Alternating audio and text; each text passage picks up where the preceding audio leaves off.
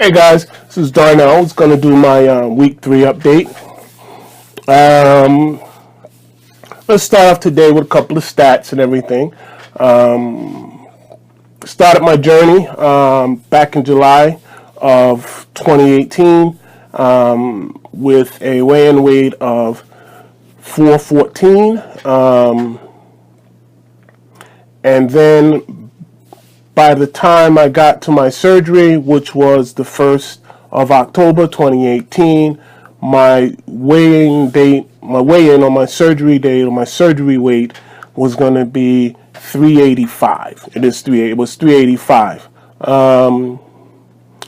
My week 3 post-op weight at this point right now is 363. I think I'm doing okay. I think I'm doing okay. I'm doing well. And just a couple of things that happened over this week 3 is I had another group meeting, which was awesome. And I highly recommend you guys out there, if you got a group around you who you can get in touch with, meet with, and you find them supportive. I'm just saying, you find them supportive.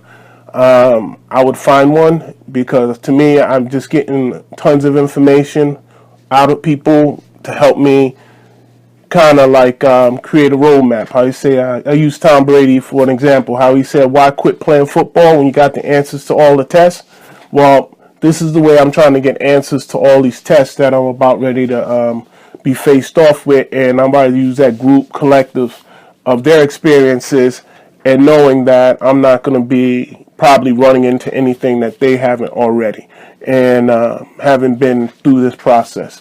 So if you can find people who actually know or been through the process to help you out, get through what you're going through, and not just people who have ideas, so we all got ideas, right, wrong, or otherwise, but just somebody who's been through the process. A couple of people been through the process, so when you tell them that, you went to eat something and it didn't come up right and feel right, they kind of been there, did something to help themselves get out of that, You can't tell someone who haven't been through the system, surgery, or not involved in this industry or in these programs, and have them really know, unless it's a person who went out there and, fully educated themselves as well.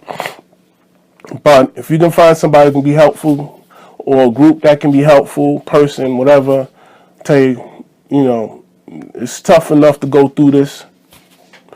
It's a lot easier, I find, going through this with people who been through it and willing to help you and give you some information based on their experiences, and not just based on I thought this might help you out type thing. Find some support people. It's big time. Another thing I went through and came and they upgraded me to soft foods. So I met with my my doctor. Everything's fine. Met with our nutritionist, and they moved us up to the soft food stage of stage 4, where you're able to have like some soft foods, like some fish. They say chicken, but I ain't ready for chicken yet.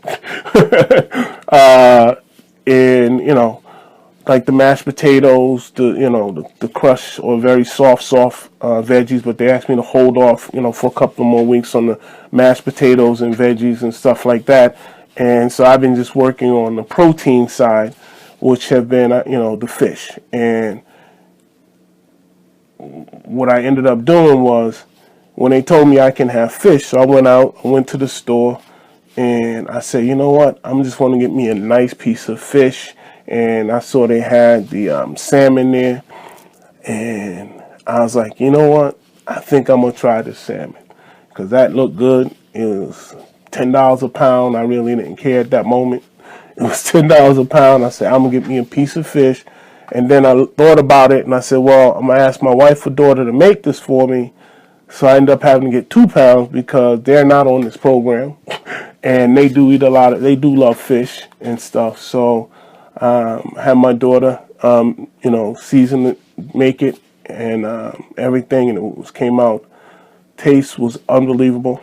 To actually have something go into my mouth, and it required my teeth to eat it. Like I say, that feeling, just to be able to like bite down on something after like basically almost 4 weeks of this liquid diet and everything else, and from pre-op all on through post-op and everything, it felt good. It tasted good. But I didn't eat a lot of it. I'm serious.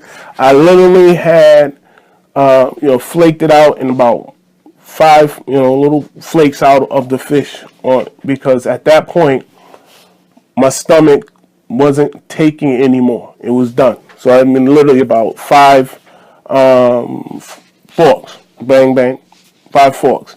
Not even full, just like flakes. And tasted really good. Felt really good. But that's all I was able to really eat before I started feeling my stomach starting to, hang out with it. And so I said, all right, I better stop here because I didn't want to ruin the enjoyment I was having the food. And plus, I was full at that time.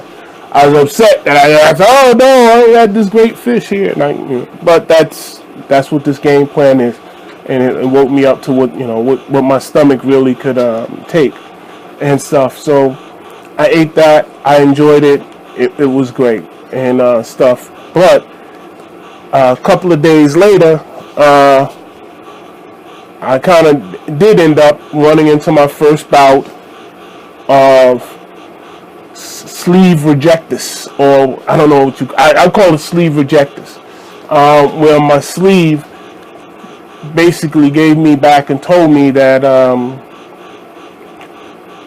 you got to chill out, or I did something wrong. And I had this happen to me up to this point, and I was like, kind of like, well, you working, but I just started eating real food. So the other day I had went out and I picked up some red snapper. My wife made it. She steamed it up with some onions and everything.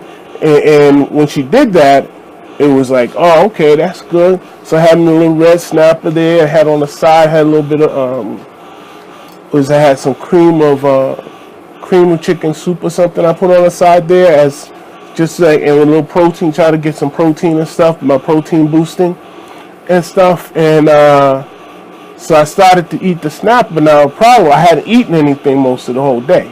I haven't eaten. I hadn't really drunk any proteins or anything the whole day. So I think when I started to eat the fish, I might have ate it too fast. Because I didn't eat a lot of it, but I might have ate it too fast. And all of a sudden, I started to get a feel up in here, that like something was trying to come back up on me, and I never had nausea, vomit, nothing the whole time I've been doing this. And so it was a little weird. So I'm like, I'm not eating anything else. So my first instinct when something like that happened was to try to get a little water or something in me to kind of, wash or clean that down. Oh no, don't do that. Water's not, don't do that. I just had to kind of sit back and, just let it do its thing. Because when I put a little bit of water hit on top of there, it was just like, oh no. I was like, uh-oh, that's not working and stuff. So what you want to do is just kind of like not eat anything. Just let it go through the process. It'll get out there somehow. And it took me probably about, say, 25 minutes or so for everything to kind of settle back down and to zero and be ready to go again. But literally, I'm like saying, I was just like, first time, I didn't have to vomit, none of that, but it told me that this tool is working. All right, it's like if you try to abuse it, it'll tell you about it. And I was, to me, that was one of, even though it was like a bad experience, it was a good experience for me in that it allowed me to know that, you know, I didn't go through this for nothing.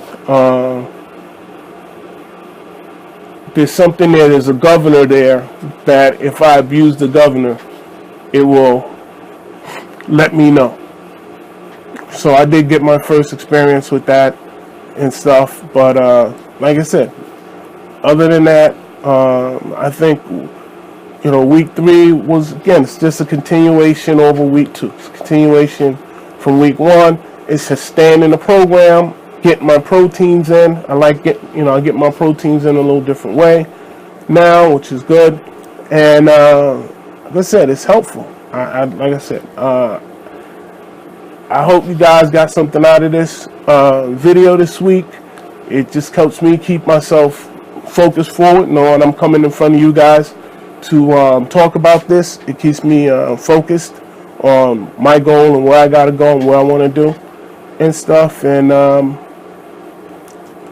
you know what I'm saying? It's on breaking 360. That's my next goal, is break 360 and be in the 50s, 350s. Going forward. So